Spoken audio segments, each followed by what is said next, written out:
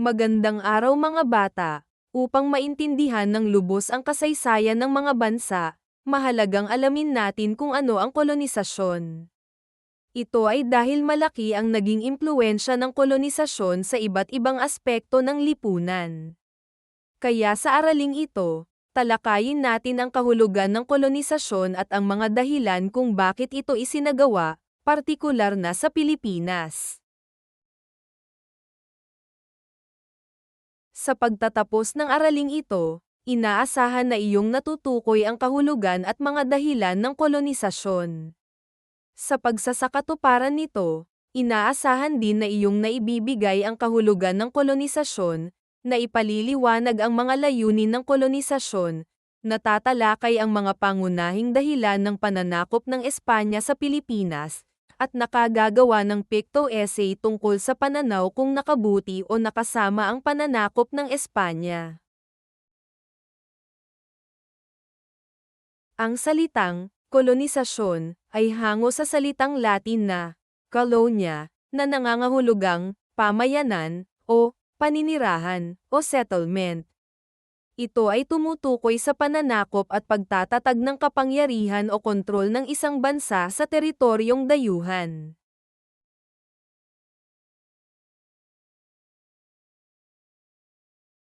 Ang non-angkop na lugar ay tinuturing na kolonya at tinatawag na kolonisador ang bansang nananakop. Sa ilalim ng ganitong sistema, ang kolonisador ay nagkakaroon ng matinding kontrol sa mga likas na yaman, ekonomiya, at pamahalaan ng kolonya. Ang mga taong sinakop ay nagiging bahagi ng isang sistemang nagbubukas ng kanilang teritoryo sa mga impluwensyang dayuhan at, madalas, sa pagsasamantala. Nakaugat ang mga layunin ng kolonisasyon sa paghahangad ng mga kolonisador ng kapangyarihan, kayamanan, at kontrol. Ang mga layunin nito ay may mga aspektong pang-ekonomiya, pampolitika, panrelihiyon, pangkultura, at panlipunan.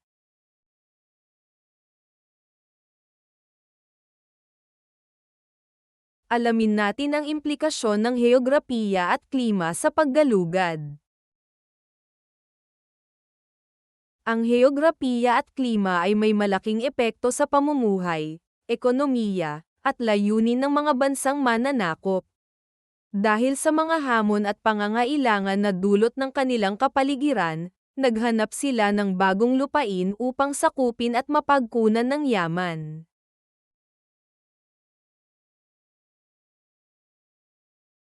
Sa usapin ng heograpiya, ang ilang bansa sa Europa ay may baybayin, kaya may akses sila sa dagat. Dahil dito, naging mas madali para sa kanila ang paggalugad sa karagatan upang maghanap ng mga bagong teritoryo. Halimbawa, ang Espanya, Portugal, Britanya, at Netherlands ay malapit sa karagatang Atlantiko, kaya sila ang nangingguna sa panahon ng paggalugad o Age of Exploration mula ika-15 hanggang ika-17 siglo.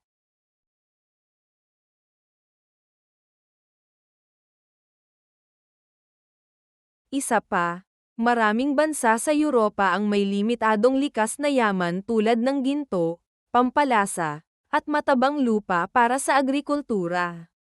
Dahil dito, naghanap sila ng mga bagong lupaing pagkukunan ng yaman at produkto. Halimbawa, ang Espanya at Portugal ay naggalugad sa Asya at Hilaga at Timog Amerika upang makakuha ng ginto, pilak, at pampalasa. Samantala, ang Britanya at Netherlands ay naggalugad upang makontrol ang kalakalan ng mga pampalasa sa India at Indonesia.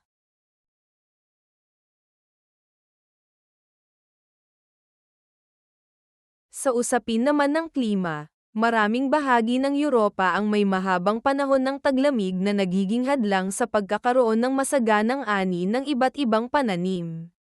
Dahil dito, ang Europeo ay naghanap ng mga bansang sinasakop kung saan maaari silang magparami ng mga pananim na hindi angkop sa malamig na klima, tulad ng asukal, tabako, at kape. Halimbawa, Ginamit ng mga mananakop na Espanyol ang mga lupain sa Hilagang Luzon para sa pagtatanim ng tabako. Ginamit naman ng mga mananakop na Briton ang malawak na lupain ng India para sa pagtatanim ng tsaa at bulak.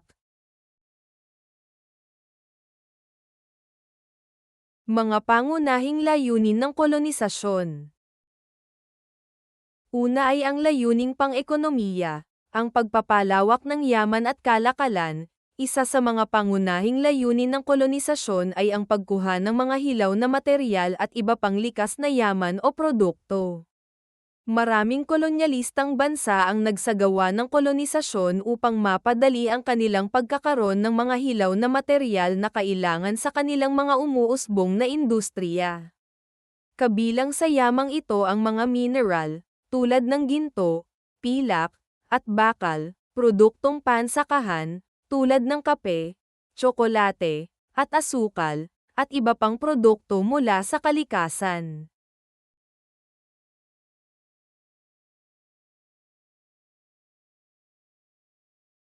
Ang mga kolonyalistang bansa ay nagtayo ng mga plantasyon, minahan, at pabrika sa mga kolonya, gamit ang murang lakas paggawa ng mga katutubo para sa produksyon.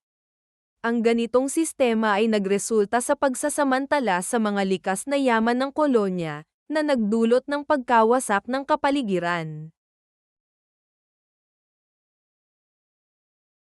Bukod sa pagkuha ng mga likas na yaman, ang kolonisasyon ay may layunin ding lumikha ng merkado o pamilihan para sa mga produkto ng mga kolonyalistang bansa.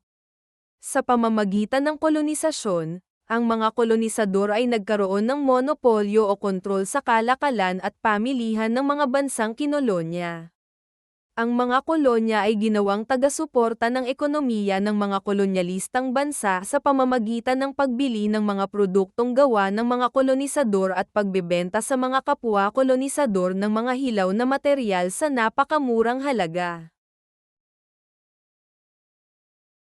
Pangalawa ay ang layuning pampulitika, ang pagpapalawak ng kapangyarihan at teritoryo. Sa aspektong pampulitika, ang kolonisasyon ay naglalayong palawakin ang kapangyarihan at teritoryo ng mga kolonisador. Ang pagkakaroon ng maraming kolonya ay nagdadala ng mas malaking pagkilala at kapangyarihan ng isang bansa.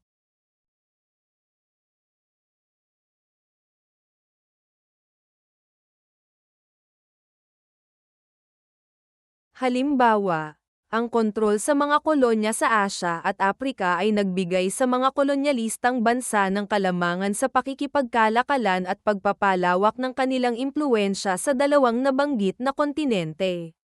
Dahil dito, ang mga kolonyalistang bansa ay nagsasagawa ng mga ekspedisyon at nagtatatag ng mga base militar sa mga kolonya upang maprotektahan ang kanilang sariling interes.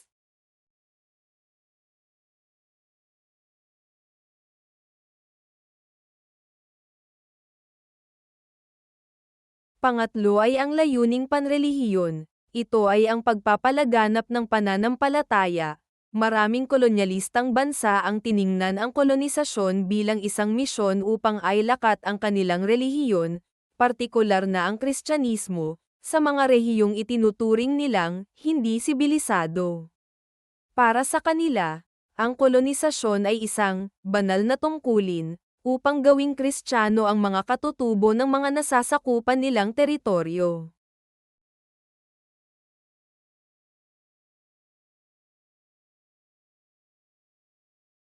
Ang mga misyonero ay gumanap ng mahalagang papel sa kolonisasyon sa pamamagitan ng pagtatatag ng mga simbahan, paaralan, at iba pang institusyong panrelihiyon. Layunin nilang baguhin ang pamumuhay ng mga katutubo sa pamantayan ng Kristyanismo.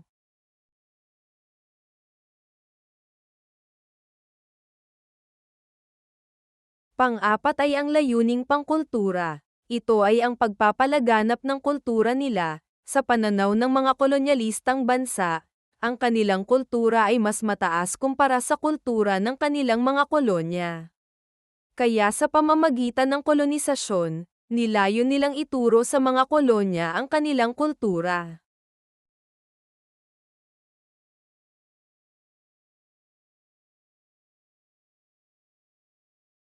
Ang kultura ng mga kolonisador ay pinalaganap sa mga kolonya sa anyo ng wika, edukasyon, at mga batas. Itinatag ang mga paaralang nagturo ng kasaysayan, agham, sining, kaugalian, at iba pang aspektong pangkultura ng mga kolonyalistang bansa.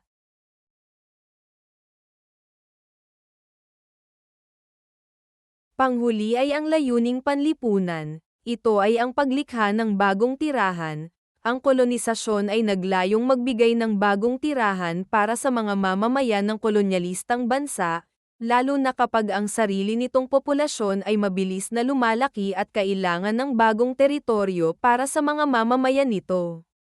Tinatawag itong settler colonialism, kung saan ang mga kolonyalistang bansa ay nagtatayo ng permanenteng pamayanan para sa kanilang mga mamamayan sa mga kolonya.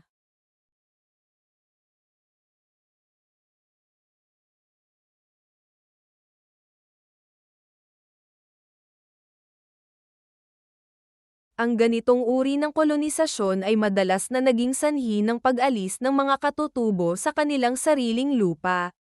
Sa kalaunan, ito ay nagdulot ng tensyon at karahasan sa pagitan ng mga kolonisador at mga kinolonisa.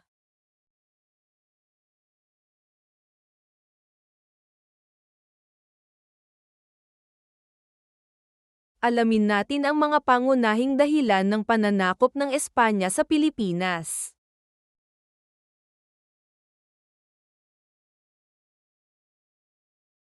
Ang pananakop ng Espanya sa Pilipinas ay isa sa pinakamalaking pagbabago sa kasaysayan ng ating bansa na may malalim na epekto sa lipunang Pilipino. Mula nang dumating si Ferdinand Magellan noong 1521 hanggang sa formal na pananakop noong 1565 sa pamumuno ni Miguel López de Legazpi, ang Espanya ay may iba't ibang dahilan sa kanilang pagkolonisa sa kapuluang tinawag nilang Las Islas Filipinas. Isa sa mga pangunahing dahilan ng pananakop ng Espanya sa Pilipinas ay ang pagpapalaganap ng Kristyanismo sa mga Pilipino. Itinuring ng mga Espanyol na tungkulin nila bilang mga Kristiyano na gawing sibilisadong Kristiyano, ang mga katutubo, na noon ay hindi naniniwala sa Diyos ng Kristyanismo.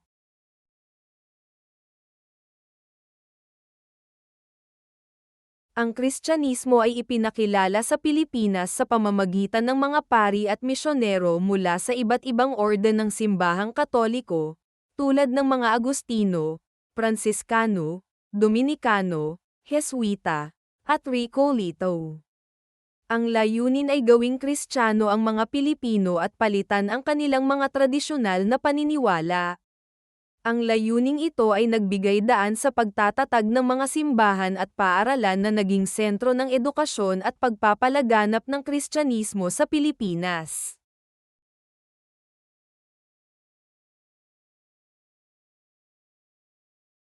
Sa pananaw ng mga Espanyol, ang pagpapalaganap ng Kristyanismo ay hindi lamang tungkol sa kaligtasan ng kaluluwa kundi isang paraan din upang maging masunurin at kaalyado ng Espanya ang mga katutubo sa pamamagitan ng relihiyon.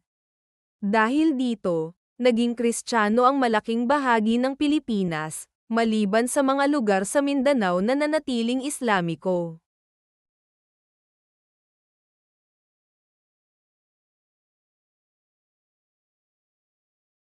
Ang ikalawang pangunahing dahilan ay ang pagpapalawak at pagpapalakas ng imperyo ng Espanya. Noong sinaunang paghahanap ng teritoryo o Age of Exploration, kailangan ng maraming bansang Europeo ang naglalayong makakuha ng maraming teritoryo upang lumakas at tumatag ang kanilang kapangyarihan.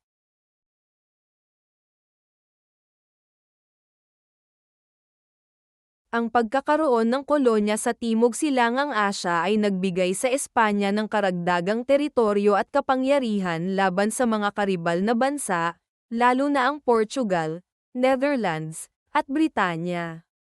Ang Pilipinas ay nagsilbi ring base para sa mga ekspedisyong Espanyol patungo sa mga karatig bansa. Mula rito, Ang mga Espanyol ay madaling nakapagpatuloy sa pagpapalawak ng kanilang impluwensya sa iba pang lugar sa Asya.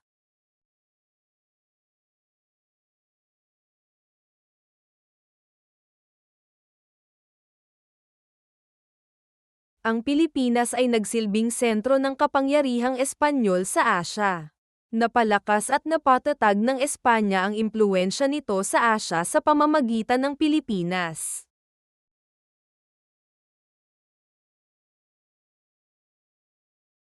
Ang ikatlong pangunahing dahilan ng pananakop ng Espanya ay ang pagpapalakas ng pakikipagkalakalan. Tiningnan nila ang lokasyon ng Pilipinas bilang isang mahalagang ruta ng kalakalan sa pagitan ng Silangan at Timog Silangang Asya.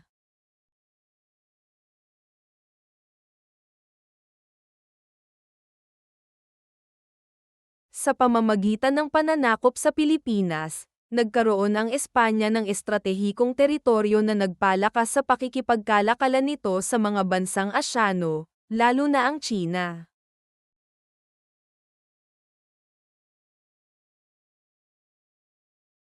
Ang ikaapat na pangunahing dahilan ay ang pagkakamit ng kayamanan ng Pilipinas.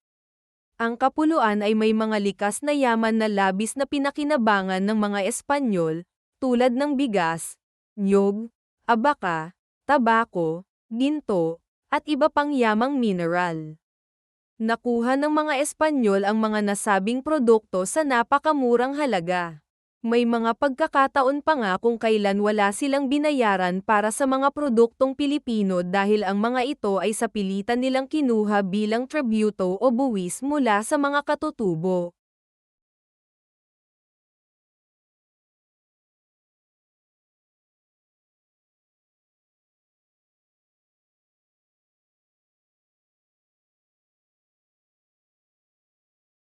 Unang gawain, sagutin ang sumusunod na mga tanong batay sa binasang aralin.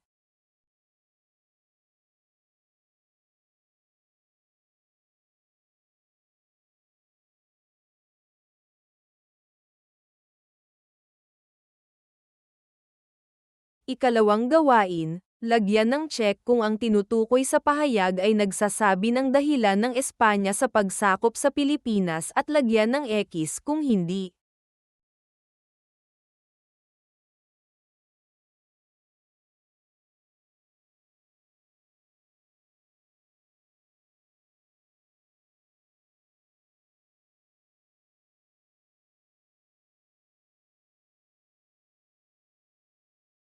Susi sa pagwawasto.